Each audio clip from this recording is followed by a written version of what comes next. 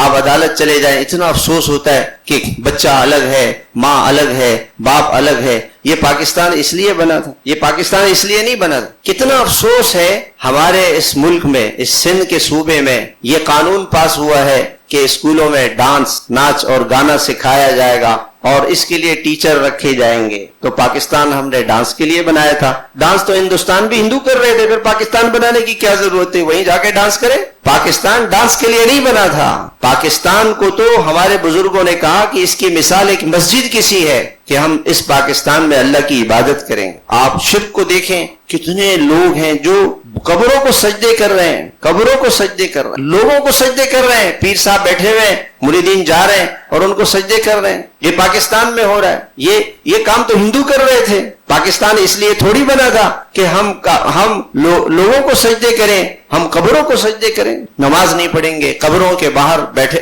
چادر چڑھا دی کسی قبر پر، نماز نہیں پڑھیں گے، روزہ نہیں رکھیں گے، ویسی کو دین سمجھا ہوا۔ اور وہ ربیع الاول آ رہا ہے، اب مدینہ منورہ کا جو گنبد خضرا ہے اس کی تصویر بنائیں گے، اس کا طواف شروع کر دیں گے، اس کا طواف شروع کر دیں۔ نعت رسول بہت بڑی عبادت ہے، بہت بڑا عمل ہے نعت، حضور صلی اللہ علیہ وسلم کی خوبیاں، آپ کی تعریف، اور اس کے اندر گانا شامل کر دی۔ نعت گانے کی شکل میں ہوگی، ناچ رہے ہیں، ربیع الاول کے جلوس میں ناچ رہے ہیں، تو ناچنا تو ہندوستان میں بھی تھا۔ یہ پاکستان ہمارے بزرگوں نے اس لیے نہیں بنایا تھا۔ اسی محلے کے پرانے لوگ جو ہندوستان سے ہجرت کر کے آئے تھے آج سے 70-80 سال پہلے، میں نے ان سے یہ کہا کہ ہندوستان میں مسلمان عورتوں کا پردہ کیسے تھا؟ کہ مولوی صاحب سامنے گھر تھا، ادھر بھی گھر، ان دونوں گھروں میں سے اگر میری والدہ اس گھر میں جاتی تو ہم بچے آتے پردہ لگاتے، ادھر سے بھی چادر ادھر سے بھی چادر، اور اس پردے کے اندر سے والدہ محترمہ گزر کر کے باہر جاتی۔ اور اگر